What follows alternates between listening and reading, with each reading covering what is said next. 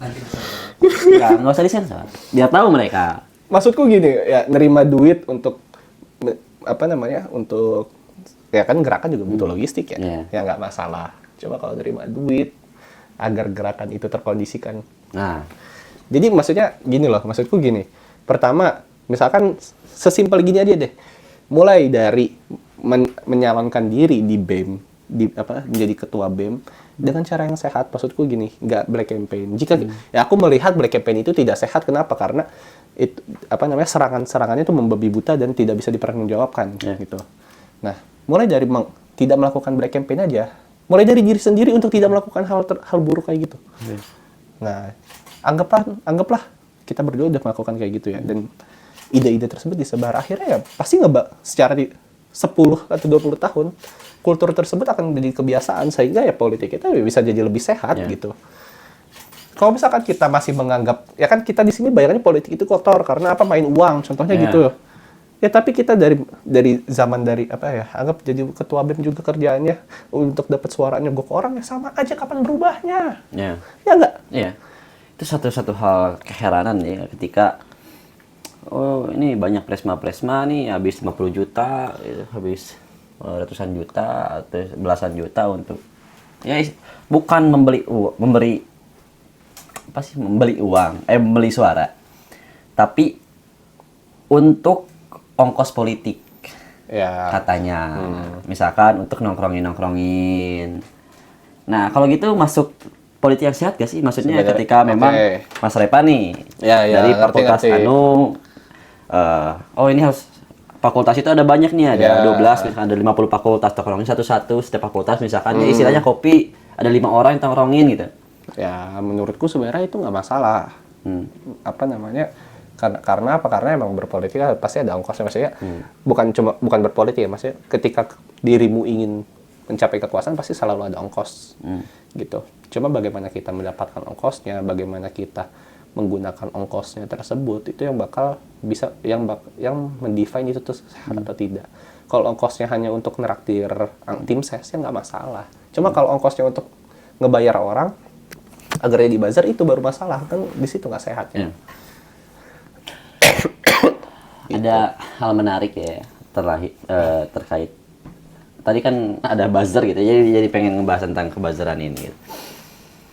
Nah, masih ingat terkait berita dari Narasi yang dimana Jokowi itu ngundang ratusan banyak influencer ke IKN untuk menunjukkan betapa indahnya IKN gitu. Dan yang katanya menyewa buzzer pula gitu untuk membuat suatu opini publik dan menandakan bahwasanya IKN itu baik-baik saja. Nah, apakah di sini opini publik itu sangat berpengaruh gitu ya bagi bagi masyarakat ataupun bagi pemerintah itu sendiri, sehingga kan kita melihat kenapa Jokowi itu sangat mementingkan opini publik yang dikendalikan dalam kolom komentar misalkan, ataupun dalam berita mainstream, ataupun dari yang tadi influencer gitu.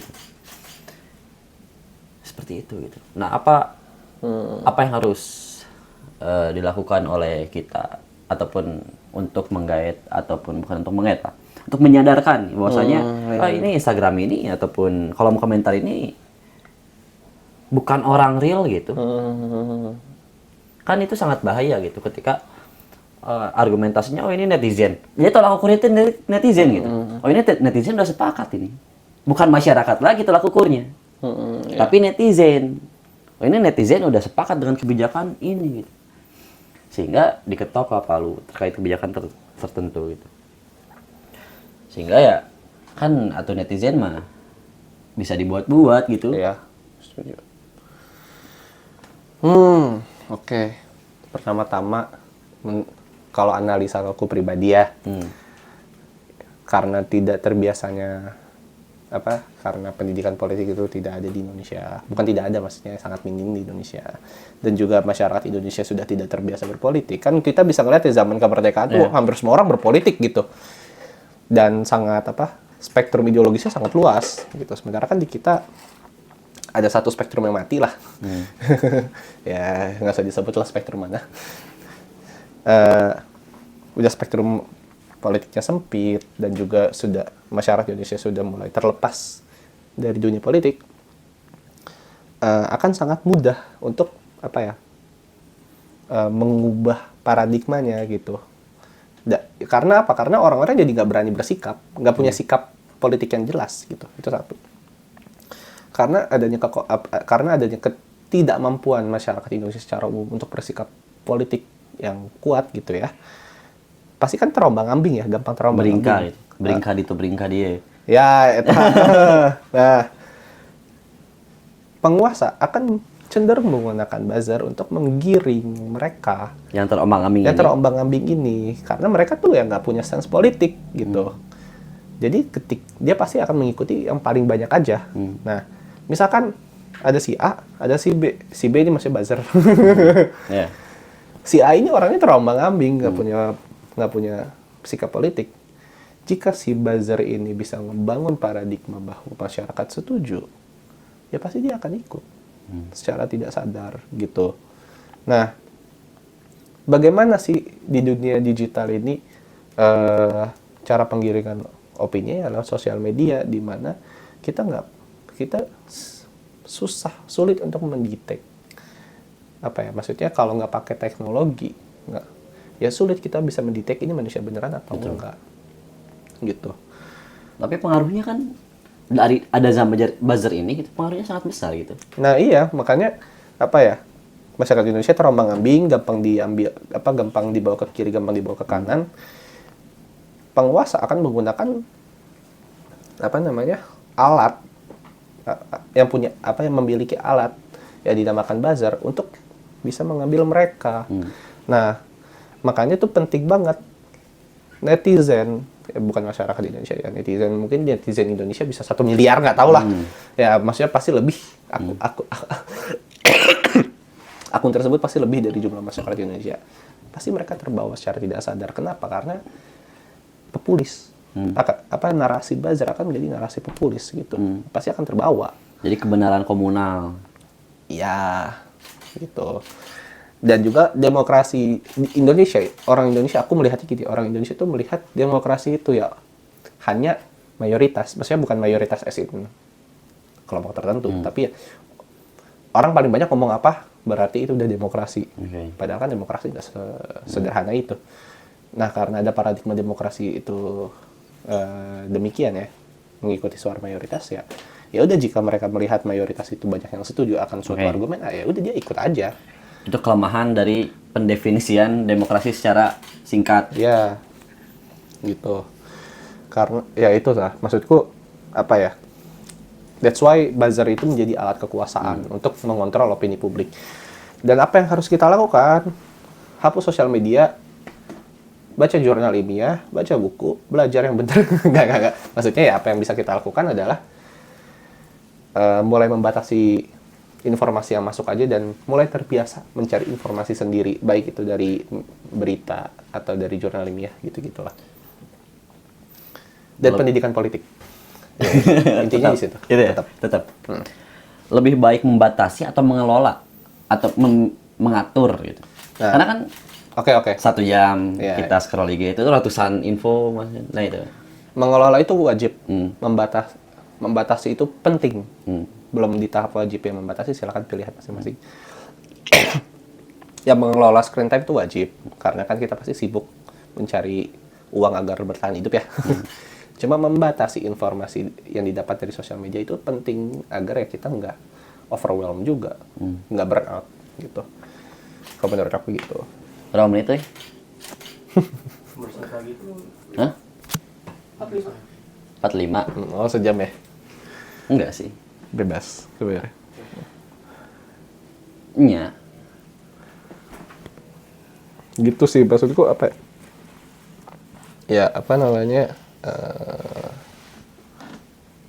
cara nge-counter buzzer adalah hidup di dunia nyata. Yeah. Kan buzzer cuma ada di dunia maya ya. Kalau kita di dunia nyata dan mereka keramaian sendiri di dunia maya, ya mereka mau menggiring opini mana orang kita. Betul. Gitu sih. Tapi kan misalkan ya, kayak dosen bilang sok cari jurnal, So, cari referensinya di Google, misalkan cari jurnalnya, cari aja di Google gitu. Tapi kan, jadi pendidikan itu nyuruh-nyuruh kita untuk tetap aja buka internet lagi gitu. Ada kuliah online lah, dan lain-lain gitu. Sebenarnya nggak masalah kalau internet ya. Yang masalah kan sebenarnya yang jadi alat penggiring opininya. Ya kan alatnya buzzer, terus apa namanya? Ya alat kekuasaannya buzzer. Buzzer punya alat sosial media. Nah, sosial media ini yang harus kita kelola dengan baik. Ya menurutku berinternet itu sangat bagus. Kemampuan untuk apa namanya? Berselancar di internet itu sangat penting. Gimana pendapatmu terkait dosen yang punya channel YouTube dan suruh subscribe? Nggak masalah lah selama channel YouTube-nya bermanfaat mah. Ya nggak sih? Iya. Subscribe channel YouTube-nya Hafiz Chow. Jangan lupa. Ada nggak? Ada nggak? Hah? Nggak ada ya? Nggak ada. Ada Instagramnya. Follow. Jangan lupa kalau gitu. Ya maksudnya nggak masalah. Masalah ya? Iya. Ya cuma nyuruh doang mah. Ya udahlah. Iya. Hitung-hitung ngebantu orang juga kan. Ngebantu dosen. Emang kenapa? Sempat terjadi. Oh iya, sempat. Sempat terjadi. Aduh. Yang sabar ya. Di ITB ada nggak yang gitu? Nggak ada. Enggak sih. Cuma memang YouTube-nya isinya bagus juga, isi YouTube dosen-dosen kami bagus juga emang kepake. Jadi ya pasti Bangga nggak sih otot-otot. jadi mahasiswa ITB? Jujur bangga. Serius? Karena secara akademik oke. Ya udahlah apa yang terjadi di belakang kayak mahalnya UKT. Ya, itu pasti mahalnya UKT, ribetnya birokrasi ya, itu suatu hal yang nggak bisa dibanggakan. Cuma apakah bangga menjadi sivitas akademika ITB? Bangga karena dosen-dosennya jos. Jangan kan dosen-dosennya, maksudnya tendiknya, petugas kebersihannya gitu ya. Ramah, baik. Ya, mantep lah sebenarnya. Menjadi bagian dari sivitas akademika ITB. Bangga menjadi sivitas akademika, cuma tidak bangga secara institusinya. Karena ya udahlah ya. Itu biarkan jadi masalah dapur dulu aja. Ya. Begitu Mas. Cuma kalau ngomongin demokrasi ya, kita tuh harus melihat demokrasi itu nggak cuma elektoral maupun prosedural. Kita harus bisa melihat demokrasi itu sebagai ngomongin kesejahteraan, ngomongin pelibatan gitu. Ya apa ya? Demokrasi kan secara idea adalah rakyat yang berkuasa. Ya. Kalau misalkan rakyat berkuasa cuma pas elektoral, kok gitu bukan demokrasi dong. Gitu kan. Menurutku gitu. Jadi kita harus bisa ngebangun suatu alternatif demokrasi, sistem demokrasi di Indonesia, at least di negara kita. Apakah one man one vote itu demokratis? Ya. Secara prosedural. Secara prosedural, ya. Cuma apakah benar-benar kita bisa mendapatkan apa yang rakyat inginkan? Makanya ikuti Pancasila keempat.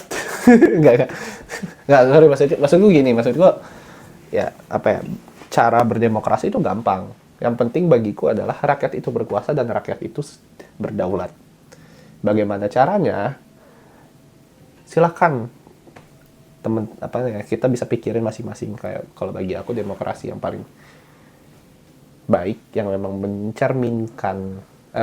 mencerminkan kedaulatan rakyat adalah Soviet. Nah itu nggak, maksudku bermajelis gitu ya.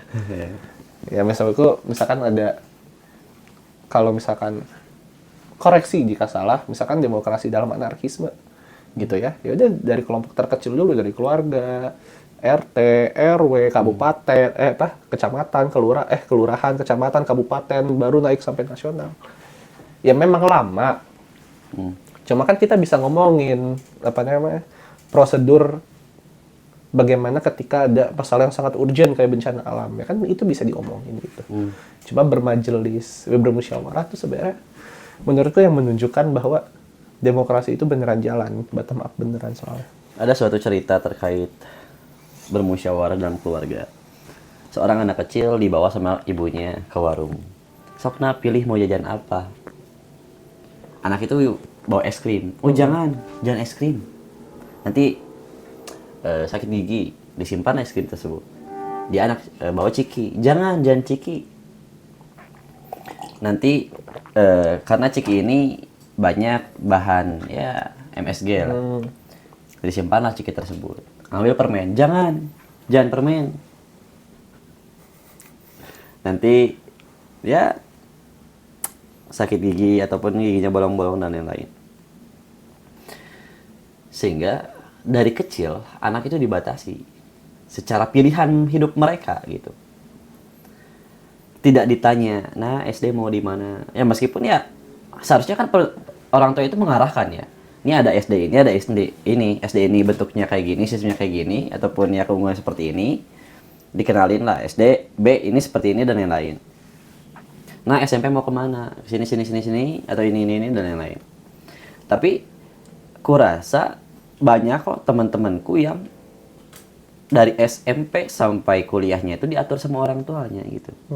Dia tidak memiliki pilihan atas hidupnya. Bahkan dari kecil yang tadi ceritanya terhadap anak kecil yang dibawa ke warung. Ayo jajan yuk gitu. Sok mau milih apa gitu. Dan kadang ada juga kok cerita tentang orang tua itu gak mau dibantah yang tadi dibilang itu. Orang tua itu gak suka dibantah kan. Dengan dalih sopan santun, etika, etis dan ya bagi orang itu hanya menjual kata etika aja gitu. Agar membungkam anak-anak gitu. Ya entahlah itu dari mana munculnya gitu. Tapi bagiku apa ya? Hal ini tuh adalah pembungkaman secara kecil gitu. Yang dilakukan oleh keluarga sendiri kepada anaknya gitu. Tidak diberi pilihan. Yang akan berdampak ya udahlah percuma milih juga gitu. Dan juga bakal diarahin kayak gini, dibenturkan dengan orang tua yang seperti ini. Dan lain-lain. Apakah orang tua mengarahkan itu salah? Bagiku tidak salah. Tapi setidaknya ada bahan pertimbangan yang dilakukan oleh anaknya gitu. Ataupun memberikan suatu pandangan lain. Nah, kalau jajan ini silakan aja, tapi konsekuensinya ini. Menurut Mas Evan gimana sih yang tadi terhadap dari kecil pun? Ya, oke. Kayak gitu sih. Ya, aku pribadi ya pun juga jika akhirnya berkeluarga nanti ya semoga masih bisa berprinsip teguh untuk bisa bermusyawarah.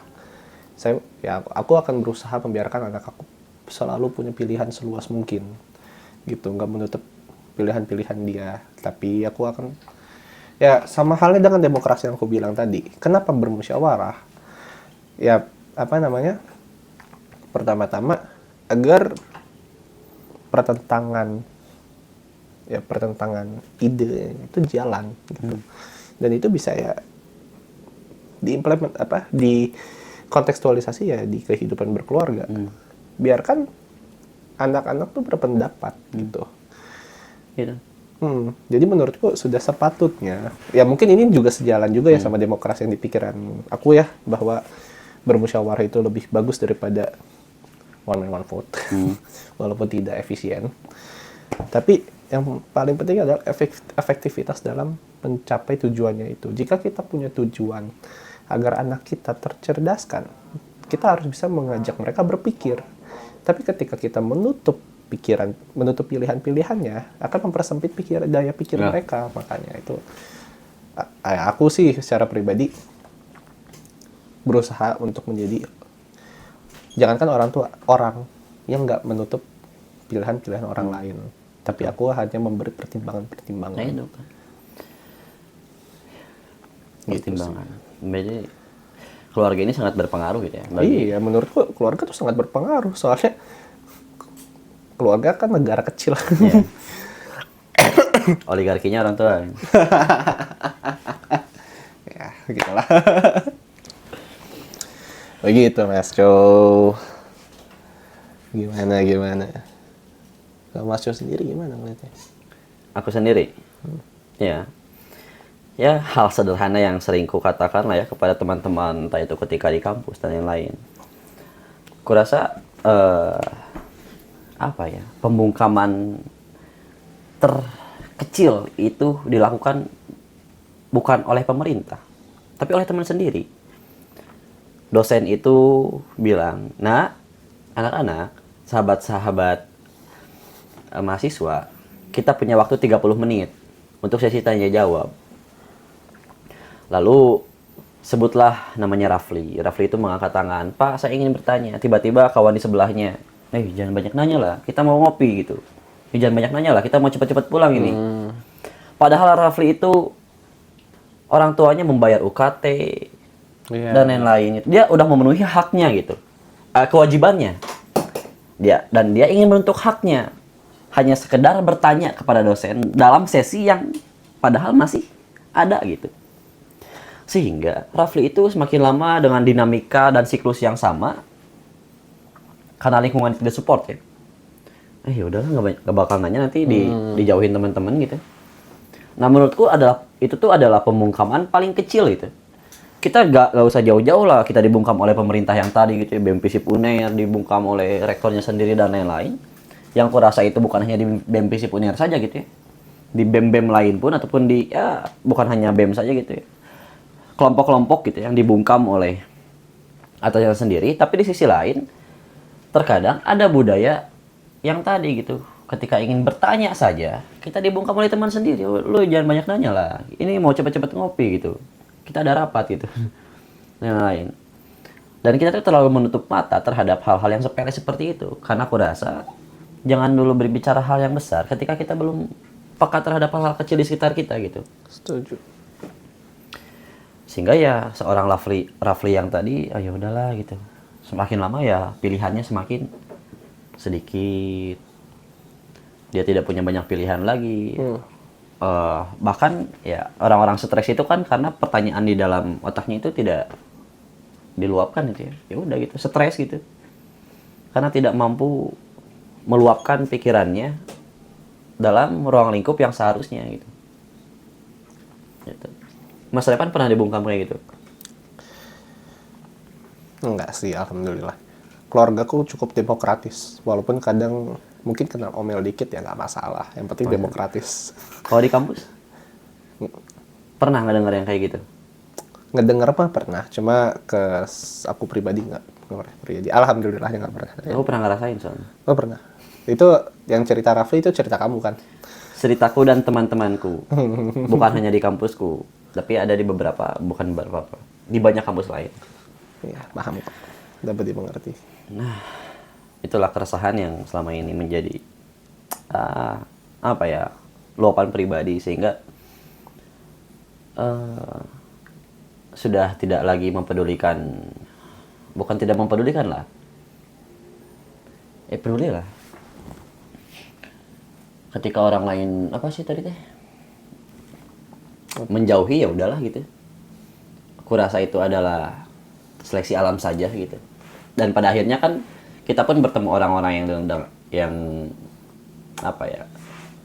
sepikiran, setidaknya bisa bertoleransi atas pikirannya masing-masing gitu. Tidak beringkak lagi.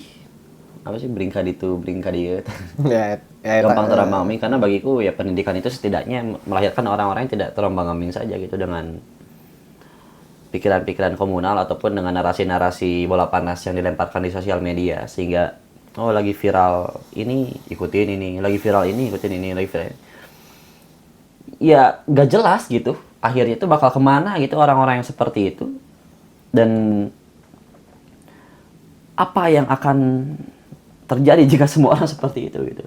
Yang enaknya orang-orang yang melempar bola panasnya merasa sukses dia. Ini nih bola panasku berhasil nih untuk menggodok air gitu. Tapi mengerti. Yang sabar ya. Kamu juga yang sabar ya. Aman aja. Kalau keresahan Mas Repan ini apa? Nggak ada sih. Sebagai individu aja, sebagai individu terhadap apapun lah. Gagal revolusi. Sekalinya ngomong ini. Itu sih. Syarat revolusi apa sih? Yang pasti kondisi subjektif dan kondisi objektif yang ingin terjadi ketika revolusi ya harus tercapai. Pertama, kondisi subjektifnya ya orang-orang udah harus siap dulu untuk revolusi. Ya itu panjang lah, siapnya gimana. Kedua, kondisi objektifnya kayak kebutuhan logistik, akses, gitu-gitunya juga harus ready. Dan di Indonesia ngomong doang. Cuma gini-gini doang anjir. Ya udahlah. Ya, gitu lah. Enggak, ya. Ya, kita adalah bagian-bagian orang dan gitu juga kok gitu. Ya. Kan namanya berproses ya. Terkadang mahasiswa-mahasiswa ini harus disindir-sindir juga ini. Aku nggak nyindir. Aku nyindir. Aku cuma aku menyadarkan Dengan cara gitu lah. jauh. Aduh. Itulah dari pendidikan politik.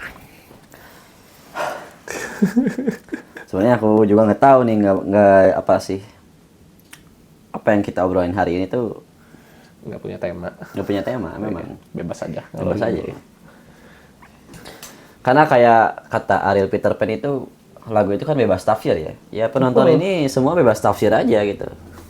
Kita tidak mematokkan apa yang kita bicarakan benar juga kok gitu. Kalau benar kan nggak perlu diklarifikasi ya. Betul. Paling berbahaya. Ya sudah. Ya semoga nggak ada ormas yang nyari dia.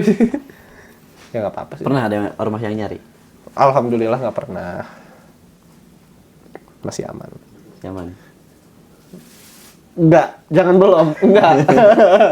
Males. Tapi Kuliah saya keganggu. ketika Mas Repan tadi cita-citanya ingin ya istilahnya merevolusi ya. Astagfirullahaladzim ya. Iya. Konsekuensi itu kan harus diambil gitu, maksudnya. Dicariin orang, menjadi orang yang dicari gitu. Nah, kalau gitu, tunda dulu mencari saya selesaikan dulu kuliah. Dan balikin modal orang tua dulu. Itu. Baru saya gerak lagi. Oke. Astagfirullahaladzim. Ya tunggu adik-adik saya lulus kuliah, tunggu saya kuliah. Nah, baru cari saya. Ya nanti kalau udah stabil hidup saya, silakan ayo kita berperang. Astagfirullahaladzim. Asal ngomong banget ya Allah. Di-upload ya ini ya. Dia upload Mas. Nggak apa-apa. Oh. Aman aja.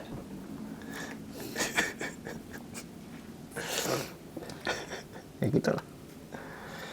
Menurut Mas Repan gitu. Iya. Apa yang menjadi suatu dampak seharusnya adanya kampus di negeri ini gitu? Kan bukan hanya melahirkan orang-orang bergelar saja gitu. Betul. Ya, kalau klisenya ya jadi negara maju. Harusnya. Harusnya. Apa? Negara maju yang seperti apa ya? Bebas lah, tergantung orientasi politiknya, ideologinya. Cuma ya, yang kedua adalah ya bisa ngebangun masyarakat yang adil dan makmur. Oke. Sesimpel itu aja sebenarnya. Harusnya ya. Cuma jika dua hal tersebut yang nggak tercapai, berarti ya harus kita pertanyakan kehadiran institusi pendidikan, misalnya lebih spesifik pendidikan tinggi tersebut. Gitu sih kalau menurut aku. Kenapa? Karena gimana ya, yang tadi aku bilang, hakikat ilmu pengetahuan kan adalah memajukan kehidupan umat manusia gitu. Atau jika dari salah satu anime Dr. Stone, dari anime Dr. Stone gitu ya. Nah, nanti kita buat sesi selanjutnya bahas bahas anime itu seru ya. Boleh. Nih, di Dr. Stone, Senku ngomong, jika bumi tidak bisa menghidupi 7 miliar orang, maka 7 miliar orang menggunakan ilmu pengetahuan untuk menghidupi 7 miliar orang tersebut. Berarti kan apa? Ilmu pengetahuan hadir untuk umat manusia. Jika ilmu pengetahuan itu sudah hadir tapi umat manusia masih sengsara, berarti ada yang salah sama orientasi ilmu pengetahuan tersebut. Gitu, Pak. Silahkan untuk Nonton anime. closing statement Mas. Closing statement. Ya.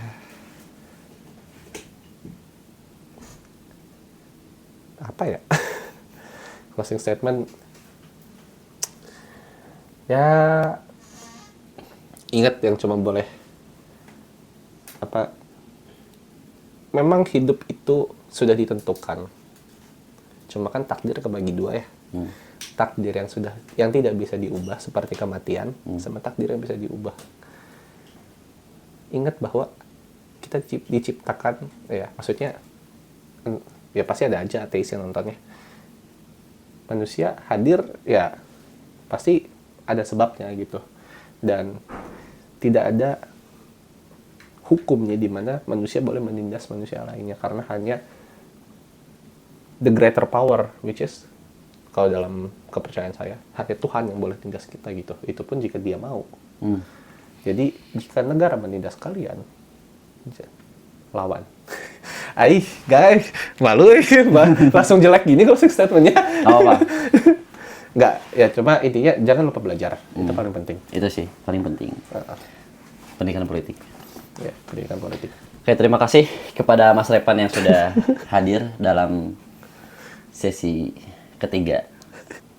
Ketika kawan-kawan bertanya, yang asli kemana, Mas Repan tahu nggak?